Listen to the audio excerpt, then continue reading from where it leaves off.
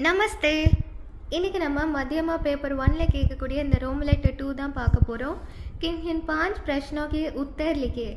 Already நம்ம first Rome லெட்டருக்கான videos வந்து upload பண்ணியிருக்கேன். ஸோ அதை செக் பண்ணிவிட்டு இந்த செகண்ட் ரோம் லெட்டருக்கு படிக்குவாங்க. ஓகே, இப்போது किन 5 प्रश्नों के उत्तर लिखिए அப்படின்னா இங்கே வந்து ஒரு 8 கொஷின்ஸ் கொடுத்துருக்காங்க. இல்லை நீங்கள் 5 தான் அட்டென்ட் பண்ண போகிறீங்க. இதுக்கு உங்களுக்கு 10 மார்க்ஸ் அலாட் பண்ணியிருப்பாங்க. ஓகே, இதில் கேட்கக்கூடிய போர்ஷன்ஸ் என்னென்ன, இல்லை என்னென்ன கொஷின்ஸ்லாம் நம்ம படிக்கணும்னு லெசன் வைஸ் தான் இப்போ இந்த வீடியோவில் பார்க்க போகிறோம். ஓகே, இப்போ நம்ம ஃபர்ஸ்ட் லெசன் பார்க்கலாம். Okay, first question. இது லெசன் ஆக்சுவலி संगति का फल. ஓகே, இதில் இருக்கக்கூடிய எல்லா क्वेश्चंसமே நம்ம இப்போ படிக்க போகிறோம். निम्नलिखित प्रश्न के उत्तर लिखिए. बुरे कैसे भले बन जाते हैं? भले लोगों के साथ संगति करने से बुरे लोग பலே ஹோ ஜாத்தே ஹே. என்ன கேட்டிருக்காங்க அப்படின்னா, ரொம்ப பலவீனமாக இருக்கிறவங்க எப்படி பலமாக மாறுவாங்க, அவங்களெல்லாம் எப்படி மாற்ற முடியும். இப்போது ரொம்ப பலவீனமாக இருக்கிறவங்க கொஞ்சம் பலமான இருக்கக்கூடிய உங்கள் கூட ஃப்ரெண்ட்ஷிப் வச்சுக்கிட்டாங்கன்னா அவங்களும் பலமான ஒரு மக்களாக ஆயிடுவாங்க. அந்த மாதிரி சொல்லியிருக்காங்க. கிசி சங்கதி சே கிட் பதங்கே ஜல் ஜாத்தே ஹே. தீபக் கி சங்கதி சே கிட் பதங் ஜல் ஜாத்தே ஹே. அதாவது இந்த விளக்கு இருக்கு இல்லையா, ஒரு விளக்கோட ஃப்ரெண்ட்ஷிப் மாதிரி தான். இப்போது இந்த பூச்சி எல்லாமே எப்படி விளக்க நோக்கி போகுதோ அது மாதிரி தான் சொல்லியிருக்காங்க. கமல் கேசே நஷ்ட ஹோ ஜாத்தே ஹே. பாலே கே சங்கதி சே கமல் நஷ்ட ஹோ ஜாத்தே ஹே. அதாவது இப்போது பூக்கள் மேலே பனித்துளி விழுந்துச்சுன்னா பூ என்ன ஆயிரும் அப்படின்னா கொஞ்சம் கொஞ்சமாக ட்ரை ஆகி வாடி போயிடும். அப்போது அந்த ஒரு ஃப்ரெண்ட்ஷிப் வந்து இந்த லோட்டஸ் செடிக்கு வந்து பனி வந்து ஒரு நல்ல ஃப்ரெண்டாக இருக்காது அப்படின்னு சொல்கிறாங்க. लकड़ी कोयला कैसे हो जाती है? आगे के साथ मिलने से लकड़ी कोयला हो जाती है. இப்போது நெருப்பு கூடல ஃப்ரெண்ட்ஷிப் வச்சுக்கிட்டா இது வந்து தப்பாக தான் அமையும் அப்படின்னு சொல்கிறாங்க. ஓகே, இதை புரிஞ்சிருக்கும்னு நினைக்கிறேன். இப்போ நம்ம அடுத்த லெசன் பார்க்கலாம். இப்போ நம்ம இந்த ஏக் பூந்து லெசனோட கொஷின் ஆன்சர்ஸ் தான் நம்ம இப்போ பார்க்க போகிறோம். ஓகே, ஆல்ரெடி நம்ம இதோட இஆர்சி எக்ஸ்ப்ளனேஷன் வீடியோ வந்து நம்ம பார்த்தாச்சு. இப்போ நம்ம கொஷின் ஆன்சர்ஸ் பார்க்கலாம். बूंद बादलों के गात से निकल कर क्या सोचती है? बूंद அப்படின்னு பார்த்தோன்னா ஒரு மழைத்துளி வந்து ஒரு மேகத்துலேருந்து நம்ம பூமிக்கு இறங்கி வருது.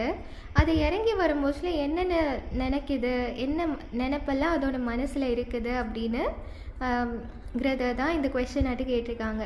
बादलों के गोद में से निकल कर बूंद यह सोचती है कि वह कहाँ जाने वाले हैं और वह अपने आप को बचा पाएंगी या मिट जाएंगी.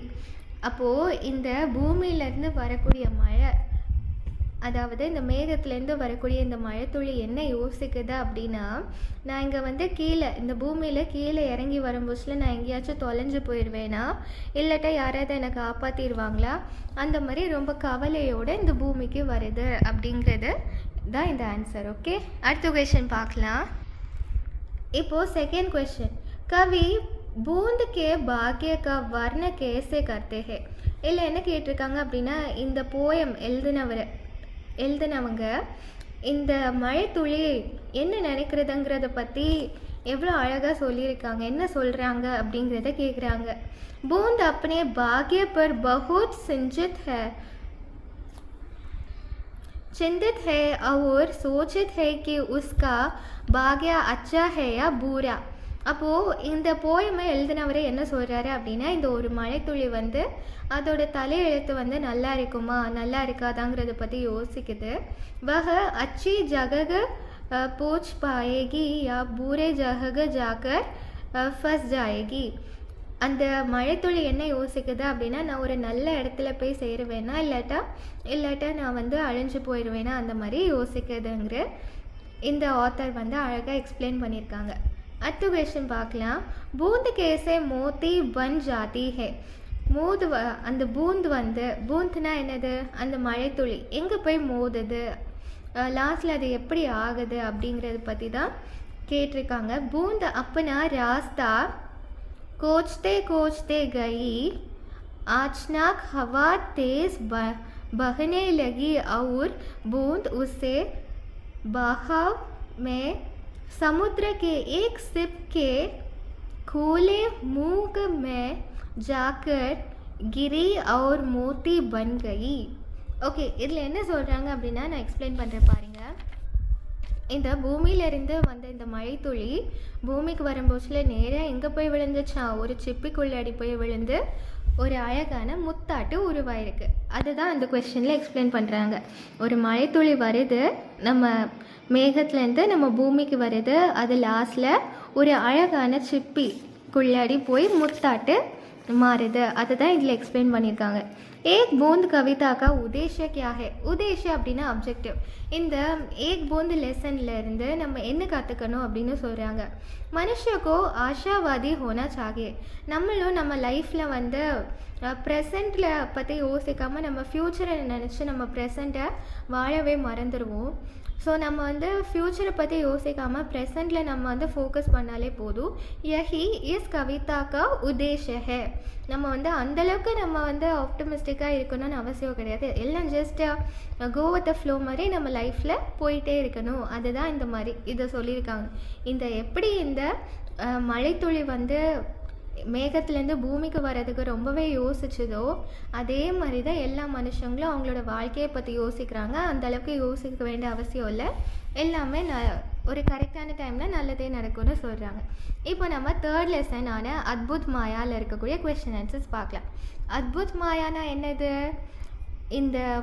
இந்த லெசனில் நம்ம என்ன படித்தோம்? இஆர்சி ஆல்ரெடி படிச்சிருக்கோம். இல்லை வந்து கடவுள் வந்து எப்படி இயற்கையை எவ்வளோ அழகாக காட்டியிருக்காங்க, அது இந்த ஆத்தர் எவ்வளோ அழகாக புரிஞ்சுருக்காங்கங்கிறத பற்றின ஒரு லெசன் தான் அது. இதோட கொஸ்டின் ஆன்சர்ஸ் இப்போ பார்க்கலாம். ஓகே, இங்கே பாருங்கள். தாரே ஆகாஷ் में कैसे लड़क रहे हैं. தாரே அப்படின்னா ஸ்டார்ஸ், ஆகாஷ் அப்படின்னா ஸ்கை. ஓகே, இந்த ஸ்கைஸில் எப்படி ஸ்டார்ஸ் எல்லாமே தொங்கிட்டு இருக்குன்னு இந்த ஆத்தர் வந்து யோசிக்கிறாங்க. ஸோ இயற்கை எப்படி அழகாக இருக்குங்க பாருங்களேன். ஸ்டார்ஸ்க்கு எந்த ஒரு சப்போர்ட்டும் இல்லை, ஆனால் அது வந்து அப்படி இருக்குது அப்படிங்கிறத தான் சொல்லியிருக்காங்க. ஓகே, இனி அடுத்தது வஷி वृक्ष कैसे बजा रहे हैं. वंशी वृक्ष प्रश्न के बिना भी बजा रहे हैं. அதாவது இங்கே எந்த ஒரு லைஃபுமே இருக்காது அப்படின்னு சொல்கிறாங்க. இது வந்து பி ரகே ஹே கே பினா பி நெஹி ஹே. ஓகே, வன்மாலி கி கராமத் கியா கியா ஹே. இதில் இருந்து நம்ம என்ன கற்றுக்கிறோம் அப்படின்னு சொல்கிறாங்க. वनमाली यानी भगवान की कारमत अद्भुत है. उनकी अद्भुत माया के कारण कहीं सूरज की किरणें चमकती है और कहीं रात की तरह छाया है. இல்லை என்ன சொல்கிறாங்க அப்படின்னா, இல்லை வந்து எல்லாமே கடவுளோட ஒரு மாய வலை, ஒரு மேஜிக் மாதிரின்னு தான் எல்லாமே ஃபீல் பண்ணுறாங்க. எப்படி ஒரு சன்ரைஸாக வந்து ரைஸ் ஆகுறதாட்டம் இருக்கட்டும், அந்த சன்னோட பிரைட்னஸ் ஆட்டம் இருக்கட்டும், இல்லாட்டா அந்த சன்லேருந்து கிடைக்கக்கூடிய அந்த ஷேடோ, இல்லாட்டா நம்மளோட ஷேடோ, அது எல்லாமே தான் சொல்லியிருக்காங்க. ஓகே, இப்போ நம்ம ஃபஸ்ட்டு 3 லெசன்ஸோட கொஷின்ஸ் வந்து நம்ம இப்போ ஓரளவுக்கு பார்த்தாச்சு. ஓகே, இதை நீங்கள் நல்லா படித்து தரவு பண்ணுங்கள். ஓகே, தன்யவாத்.